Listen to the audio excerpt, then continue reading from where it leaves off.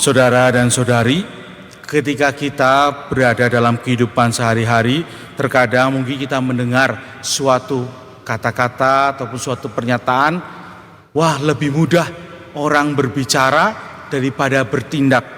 Lebih mudah kamu yang hanya memberikan nasihat, tidak terlalu hebat ketika kamu bertindak dalam kehidupanmu. Ya, memang ketika kita terlalu banyak berbicara, terkadang kita berbicara hanya bisa berbicaranya, tetapi prakteknya terkadang kurang baik. Dalam bacaan hari ini, terutama dalam bacaan yang pertama, kita mendengar bagaimana Paulus memberikan suatu pesan kepada Timotius. Pesan yang disampaikan kepada Timotius dalam diri Paulus bukan hanya pesan melalui kata-kata, tetapi pesan melalui setiap tindakan, perbuatan, pengajaran, pemikiran yang telah dilakukan oleh Paulus selama bersama dengan Timotius itu sendiri. Cara hidup yang diberikan oleh Paulus adalah cara hidup sebagai seorang pengikut Kristus yang setia, yang menjadi teladan bagi orang-orang sekitarnya.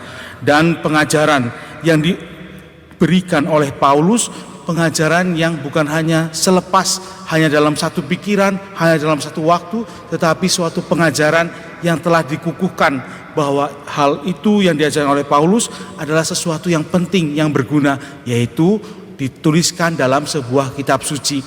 Ketika pengajaran yang dituliskan oleh Paulus dituliskan terus-menerus dalam sebuah kitab suci dan dikopi banyak hal sampai kepada kita sekarang pada saat ini, maka pengajaran itu menjadi suatu pengajaran yang penting, bukan hanya melalui kata-kata tetapi juga melalui tindakan yang telah ditunjukkan oleh Paulus kepada Timotius dan kepada jemaat Kristiani pada masa itu.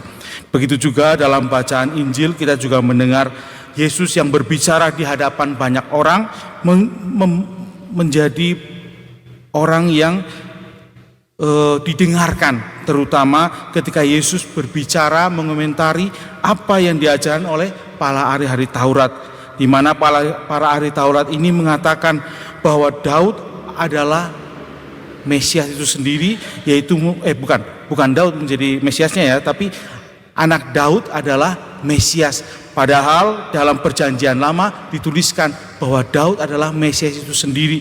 Bagaimana pengajaran yang diajarkan oleh para ahli Taurat ini bisa sejalan dengan apa yang sudah ditulis oleh pada masa lalu itu sendiri. Tetapi Yesus mengajarkan dengan suatu pemikiran yang terbuka bahwa Daud yang telah diilhami oleh Roh Kudus pada masa itu memang memberikan menjadi seorang raja yang akan menang atas bangsa-bangsa lain dan dia akan menjatuhkan semua musuh-musuhnya. Tetapi Mesias bukan untuk berperang menjatuhkan orang-orang sekitarnya, tapi Mesias adalah orang yang hadir untuk menyelamatkan orang-orang yang percaya kepadanya, orang-orang yang mengikuti Yesus itu sendiri.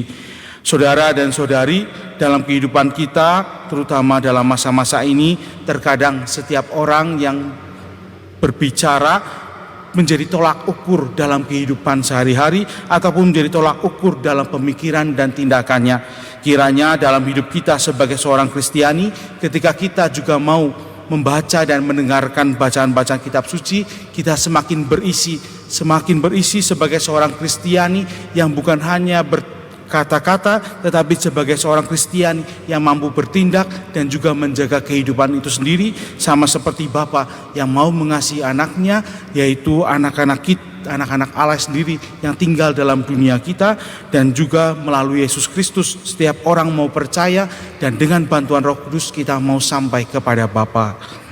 Semoga dalam kehidupan kita senantiasa beribadah kepada Tuhan dengan tulus hati dalam tindakan dan karya kita sehari-hari.